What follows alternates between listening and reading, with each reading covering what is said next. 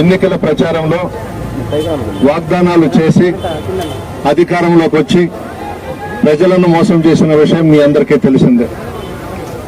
అందులో భాగంగా సూపర్ 6 అని పెట్టి చెప్పని అబద్ధం చెప్పకుండా చెప్పి ప్రజలను మోసం చేశారు. యువతకు 20 లక్షల ఉపాధి అవకాశాలు లేదా నెలకు 3,000 నిరుద్యోగ భృతి అని చెప్పారు. స్కూలుకు వెళ్లే ప్రతి విద్యార్థికి ఏడాదికి ఆ కుటుంబంలో ఎంతమంది ఉంటే అంతమందికి ఒక్కొక్కరికి 15,000 లెక్కన ఇస్తామన్నారు.